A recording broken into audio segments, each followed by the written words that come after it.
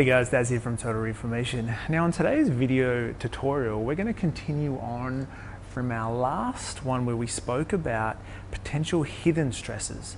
So there's the obvious stresses that we know about, whether it be our relationship, workplace, financial, even structural stuff. That's some known ones that we can pretty much work out straight away. If you're not getting any results or you're really struggling to get there, there's some potential hidden stresses where you can do a little bit of further investigation to try and figure out some potential real hindering causes for why we're stuck in certain positions and we're not going anywhere. So we sort of identified them as hormones, the immune system, detoxification, your digestion, the environment, and also neurotransmitters. And over the next couple of video tutorials, we're actually going to break them down and see if we can help you learn a couple more sort of elements to your program so that we're trying to get the results we're after. And it should happen quite easy. When you're really working hard, it means that you're working against something the whole time. So today what we're going to do, we're going to look at the first one, which is hormones. Now this is quite an in-depth little subject that we're going to talk about, so we'll try and keep it as simple as we can. We're going to break it into three different areas though. And this is going to be over 3 videos by the way. We're going to look at how exercise can affect your hormones. Today we're going to look at the diet and how your diet can affect your hormones, and we're also going to understand how sleep can affect our hormones and vice versa, how hormones can affect your sleep. So we look at, when we do some lab testing here at Total Reformation, we look at 7 different hormones to get an understanding of quite a few things actually. And when you read it in a functional way, it's an amazing little window into someone's bodies and how it's functioning. But over the next 3 videos, we're just going to look at cortisol, the different type of estrogens, testosterone, and melatonin, which is our sleep hormone, and how the human body works in biorhythms. So the idea is to bring our body back to those biorhythms and to find the natural circadian rhythm throughout our day. And if we can identify these hidden stresses that throw this out, we're going to really start to uncover some really important gems and truth bombs about how to achieve some results a lot easier. So what we're going to look at today to start off with is just some pretty basic ones. These are ones that hopefully most people know about, but if this is new to you, great, because this is something that you've probably missed that you need to bring in. It's very, very important. So let's get into it. So the obvious one is these days, fast foods, people in a hurry, they're not really allocating enough time for good nutrition and good food prep. So that means they're going for processed foods. Processed foods are dead food. It's unintelligent. The body sees it pretty much as something that it has to try and work out, filter out, and get rid of. So we call that dead food. Anything that comes in a packet, basically, anything that has ingredients that you can't even pronounce, they're the things that we want to stay away from, because what they're going to do, in order for your body to process them, it is going to really burn through a whole lot of things to try and get to that point, and it's going to throw out some of our hormones, okay? When we look at some other processed food these days, genetically modified food is becoming quite prevalent throughout our food industry, and it's in a lot of food that you'd be surprised that you've been eating for a while. Genetically modified soy and corn, and God knows what else these days is coming out. So when you're choosing real food, you know that you're going to be far away from this, but it does pay to understand it and to know what to look for. Of course, if we're having genetically modified food, again, our body has to somehow work through this and process it, get whatever it can out of it, which is not much. So there's no nourishment whatsoever in all this type of food. Again, it's going to play with our hormones. In particular, what we find is a whole lot of weirdness going on in terms of someone's estrogen, testosterone, and a whole lot of ratios too. But that's getting into it a little bit back down the track, and that's something you might want to sort of work on with one of us personally when you go down this track. Also too, if you are on the right track, you're starting to eat real food, you know, fruit and veg and all that sort of stuff. But if it's not organic, just be aware that it will still have elements of pesticide, herbicide, fungicide on it. Okay, now that does build up into the system and it does become quite toxic. When we have that toxic, which is part of obviously our digestion and detoxification and the environment area, the body is constantly trying to find this homeostasis. All right, and to do that, a lot of things have to happen. Because remember, the brain and the body only knows one thing, and that's to survive. It will adapt, it will turn things on, it will shunt things in different directions to get you through. And in most cases, if people are under a lot of stress or they have hidden stresses, they're going to have a little bit of a hormonal imbalance. And understanding that all these foods can throw it out. In particular, hormones that have been added to our meat supply. Very sad how this happens, but manufacturers are putting it in there to beef up or to try and get some growth out of it, out of the animals. Of course, it's in their tissues, which means we are going to eat it. And this is where we have a lot of problem with estrogens too, and believe it or not, testosterone as well, coming from our food source. So very important. It's the same with the organic stuff. Sometimes there is a lot of runoff from industrial areas. It doesn't have to be food areas. It can be industrial areas that does sort of sheet metaling and all sorts of stuff. Those chemicals will run off into the water supply, which therefore gets into our organic, or into our food supply as well. So it's important to understand that there will be basically a build-up over your lifetime of heavy metals, environment toxins, which will throw out your hormonal structures, okay, which is very important. Which is especially if you're trying to lose weight or lose body fat is what I should say. When you do have hormonal issues, it's very hard to lose weight. You've probably been through that and going through it at the moment. Guys, if you are carrying a lot of excess body fat, especially around the breast area, guarantee you're going to have some imbalances in your estrogens as opposed to testosterone and a couple of other things too. But that's something well worth investigating if that is you. It's very important. So let's keep moving. What we're seeing a lot of these days is a high rise in food sensitivities and food allergies. Now, it can be anything. The most common one, which you're probably used to people saying, is, for example, lactose intolerance, or they can't eat pineapple, or something like that, or egg. And of course, there's your gluten and dairy in general, which is pretty important, probably quite big these days. But the food sensitivities, the reason why, what we look at, if we know that someone has some issues in this area, we know that there's going to also be some issues up here. And the reason for that is because if you have a food sensitivity or allergy, what that says to us is there's an immune response. And the reason why there's an immune response is because your digestive system has been compromised. We have a protective layer called the mucosal barrier. And then as we go all the way down into the intestinal wall, the tight junctures which make up your intestinal wall, they basically loosen. Okay, it's called gut permeability. So when we have that, food particles actually are released through the intestinal wall into our general circulation. Now what that means is our body has to then boost its immune system because it sees that food as like a foreign invader, for example.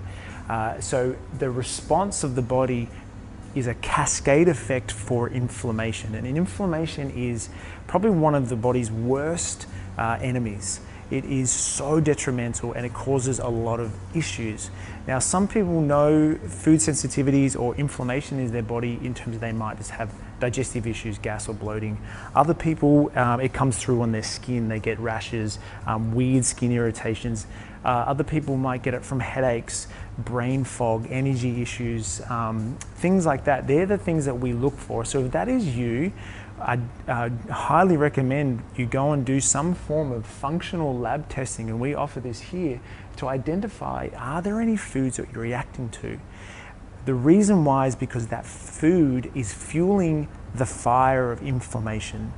Now, the body's natural anti-inflammatory is our cortisol. And most people these days, their cortisol is just flooded through their system because they're high stress, they're training too much, and they've got foods which is causing this response. So that's something to really look at as well. And when we get into the exercise component, I'm going to talk about how the cortisol can really be both a positive and a negative at the same time when it comes to achieving your results. So understanding that everybody is unique. This is very, very important. So there is no such thing as a one-size-fits-all diet for everyone. When we go back thousands of years, we understand that different cultures lived in different areas around the world, and that meant that they all had different environments to eat from, what was available to them.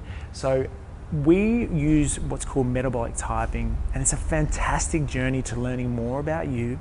It's a process, it's a sustainable process, and it's not just about the food, which is very important, understanding how to use food to rebalance our chemistry, to eliminate food cravings, to give you more energy. It also employs a lot of health building protocols which help bring the body back to homeostasis, which means balancing hormones as well.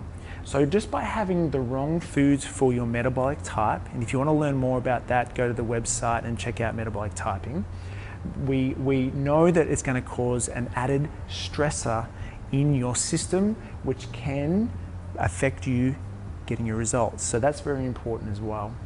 Coming to the last two now, this is always an interesting topic, coffee. When I say to some of my clients, look, we're going to have to reduce our coffee, they pretty much want to bite our head off, or they're going to run for the hills.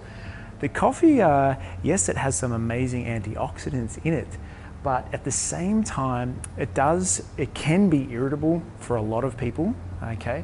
And also too, it stimulates our sympathetic nervous system, all right? When we eat, we need our parasympathetic nervous system to fire, which is our rest and digest. Okay, if we're stuck in a sympathetic nervous system or sympathetic state, the ability to break down and assimilate your food is going to be a lot harder. Again, which will add to the overall stress, causing some hormonal imbalances as well. So that's an important one. Again, I'm going to touch on this when it comes to sleep and exercise. So coffee is a bit of an interesting that we work with a lot of people. Okay. And last of all, the cooking when it comes to the food preparation. Of course, if you're still eating processed food, it means you're having unintelligent dead food, and they're most likely going to throw it in the microwave, which is, if there was anything left, any goodness in it, it's now gone, it's been nuked. So the cooking of it, we always recommend, it's very important to cook things slowly, very important. And when you go through the metabolic typing program with us, we actually go into this a little bit more in detail. Some of the reasons why I put this down here and how this can affect this is more because when you overcook things or you cook it in certain utensils, you are going to be leaching things into your system, which is again going to throw out hormones, including estrogens and all that as well. The storage of the food and your water is important too. Plastics cause all sorts of issues in our body. Even these days, we're even not 100% sure about the BPA-free ones. We always recommend going for a glass or ceramic, very important with that one. They leach in, they definitely cause issues in our hormonal structures. So there's some basic ones. We keep going when we work with you privately with everyone, but understanding how important your food is to the foundation of all your health building programs, especially, it doesn't matter what it is, whether it be athletic performance, weight loss, muscle gain, whatever it is, whatever you need, that has to be right to make sure that this is right as well. So give you a couple of take-home things that we can employ straight away, all right? Hopefully most of you are doing this already. If this is new to you, try and layer it slowly so it's not too much of a big hit. So number one, real food. You can't go past real food. If it comes in a packet, don't eat it, all right? Real organic food, and ideally local food, is even better, because the local food means that it's swarming in the bacteria, the microbiome that we're all living in. When you get food from overseas, obviously it has to be frozen or packed and then shipped, and it has to go through a whole lot of stuff by the time you eat it. So it's very important. So choose your farmers markets. It makes it a whole lot cheaper. Meet your farmers and learn how they grow things. That means you're eating in season as well. So there's a lot of benefits to eating organic and local, very important. When it comes to your meats as well, choose the organic free range. Okay, make sure that the animal is in a nice environment and it's eating obviously a diet that is meant to eat, not genetically modified soy and corn, which is obviously going to make the animal even worse. Again, speak to your butchers, speak to the people. If you are a meat eater, it's very important. We always say to people who are the meat eaters, and if you're what's called a fast oxidizer or a parasympathetic who does very well on the flesh proteins, meet your butchers, speak to them, ask them about it, really get to know and take control of what's going in your mouth, okay? It is all about choice. We recommend doing the lab testing. We do have functional lab testing available here, but there's some great tests available now that looks at food sensitivities from all different angles, whether it be a delayed response. So if you eat something now, maybe 3 days later you've got a headache, for example, or an immediate response. So again, that's something we can go out down the track, which comes into sort of our immune response areas there, and believe it or not, neurotransmitters as well. Learn your metabolic typing. That's a fantastic little journey, and it takes the guesswork out of a lot of things, and it helps you become clear on what is right for you, not everyone else. Okay, so that's fantastic. Try and reduce your coffee intake, and as I was saying before, coffee stimulates your sympathetic nervous system. So we want to get the most out of our food, be able to break it down and absorb it. So if you are going to have your coffee, keep it away from food, an hour away, even longer, so that doesn't interfere with our digestive process. And we're going to, again, we'll touch on that with exercise and sleep in our next video tutorial. And when it comes to preparing your food, do it slowly, take your time, don't overcook things.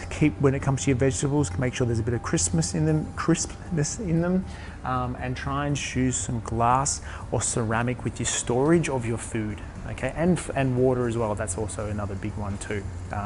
So there you go. So there's some basic, very basic. Hopefully that's helped out. Diet is foundation. It is absolutely foundation. It is about the choice of the food you're doing depends on how your results are gonna go and how fast they're gonna come.